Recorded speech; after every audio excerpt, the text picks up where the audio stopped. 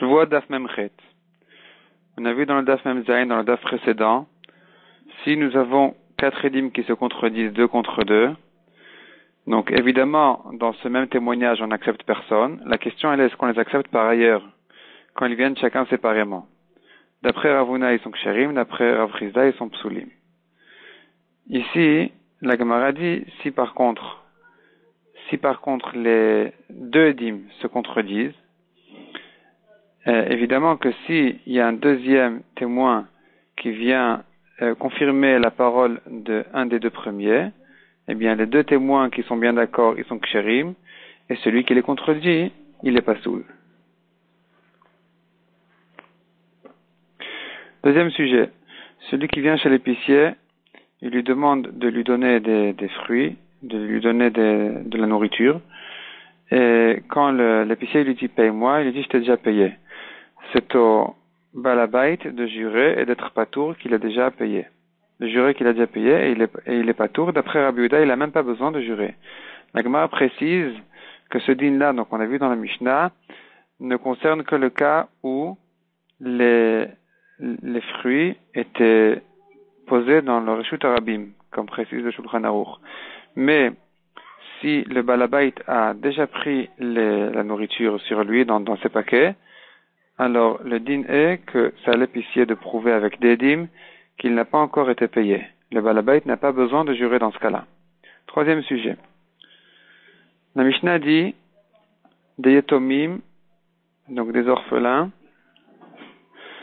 ils n'encaissent leur dette qu'en jurant. La Gemara précise qu'il s'agit d'un cas où les yetomim, ils viennent se faire payer des yetomim. C'est-à-dire que et le lové et le malvé sont morts, et maintenant c'est les yetomim qui viennent hériter la dette, et donc quand ils viennent encaisser leur dette des yetomim, ils doivent jurer que quoi?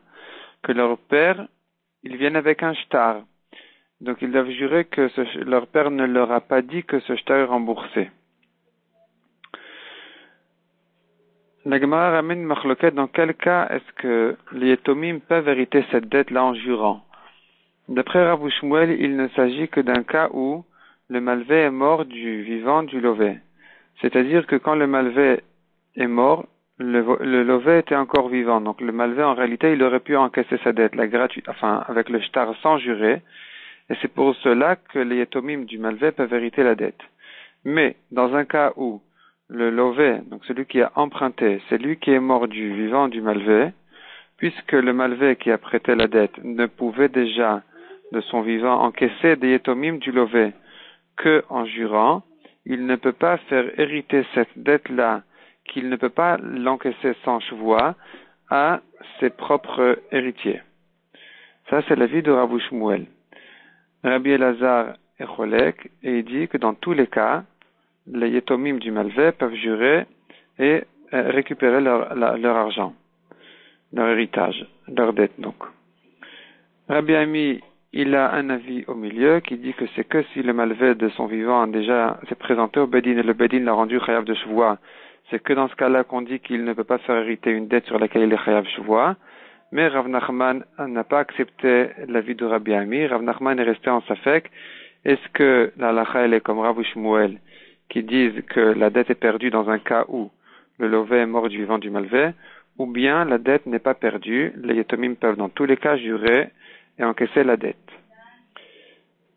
Finalement, la Gemara pose 4 questions sur Rav Shmuel, elle répond à toutes les questions.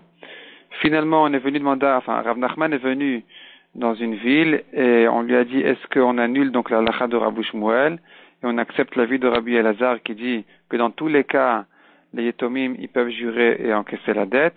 Rav Nachman leur a dit je suis pas venu jusque-là, je me suis pas déplacé jusque-là pour annuler une halakha de Rav Shmuel, mais par contre, ce que je peux dire, c'est de ne surtout pas apprendre de là pour d'autres cas. C'est-à-dire que ce que Rav Shmuel ont dit, qu'une dette sur laquelle on est chayav de chevoie, on ne peut pas la faire hériter à ses enfants, ça ne concerne que le cas de la chevoie d'un malvé qui vient encaisser des yetomim, et dans ce cas-là, on dit qu'il ne peut pas faire hériter cette dette-là à ses enfants si le malvé lui-même il meurt après.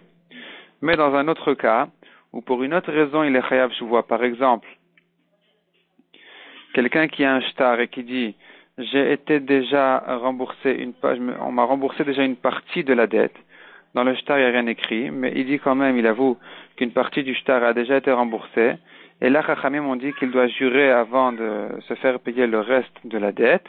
Eh bien, une chevoie pareille peuvent ces enfants, cette dette-là, les enfants peuvent l'hériter en jurant que leur père ne leur a pas dit qu'il a été remboursé là totalement de la dette, et ils peuvent effectivement l'hériter. Donc dans ce cas-là, on ne prolonge pas le din de Rav Shmuel pour ce cas-là aussi. Dans ce cas-là, on dit qu'ils peuvent lui hériter la dette. La maskana de la Gemara est, sachant que on n'a pas de halakha clair, est-ce que l'halakha est comme Rav Shmuel ou bien comme Rabbi Elazar, le Dayan qui fait comme Rav Shmuel de ne pas encaisser la dette des Yetomim ou Yetomim dans un cas où le lové est mort du vivant du malvé, ce qu'il a fait est valable. Un Dayan qui fait comme Rabbi Elazar de lui faire hériter la dette au Yetomim dans tous les cas, ce qu'il a fait est aussi valable. Et donc, quand on trouve un shtar pareil, un shtar d'une dette pareille, on ne déchire pas le shtar, mais on n'encaisse pas quand même la dette. On n'encaisse pas la dette parce que peut-être que l'halakha elle est comme Rav Shmuel, que la dette est perdue, mais tout de même, on ne déchire pas le shtar, car peut-être qu'un dayan viendra et fera comme Rabbi Elazar et donnera l'argent au Yetomim, et donc le shtar, on ne le déchire pas, on le garde comme ça. Quatrième sujet du DAF. On a vu dans la Mishnah que des associés ou des gens qui ont des affaires qui s'occupent des biens des autres, eh bien, avant de se séparer, ils peuvent les faire jurer qu'ils n'ont rien gardé de leurs biens. La Gemara dit qu'il s'agit ici d'un cas, donc betanat shema, c'est-à-dire peut-être, il lui dit peut-être que je te fais jurer que peut-être que tu as gardé de mon argent chez toi. De quelle somme il s'agit? D'après Rav, comme qui va la halakha, il s'agit d'un cas où il lui dit jure-moi que je te fais jurer, je me demande peut-être que tu as gardé 2 kesef plus une prouta au moins, et l'autre il lui dit je jure que je nie, donc je jure sur les 2 kesef au moins que je les ai pas gardés, et d'après Shmuel il suffit même de nier une prouta pour être hayav de cette chevoie-là. Comme on l'a vu auparavant à propos de la chevoie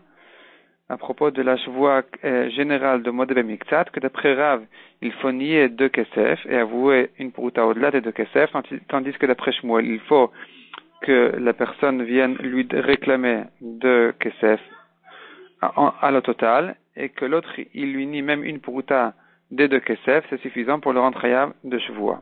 Donc ici aussi, malgré qu'ici il s'agit d'une tanat shema, c'est-à-dire il vient pas lui réclamer en sachant qu'il lui a volé, mais il lui dit peut-être, jure-moi que peut-être que tu as gardé de mes biens chez toi, mais il faut quand même maintenir les mêmes principes de la Shvuat Modeh Miktsat.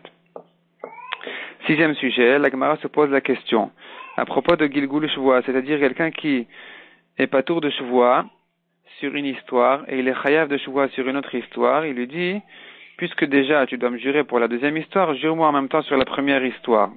Est-ce que on fait un Gilgul Shvuah que dans une Shvuah d'Oraita ou même dans une Shvuah de Rabbanan? C'est-à-dire, s'il lui dit, tu dois déjà me jurer une Shvuah de Rabbanan, par la même occasion, rentre dans ta Shvuah aussi une autre histoire.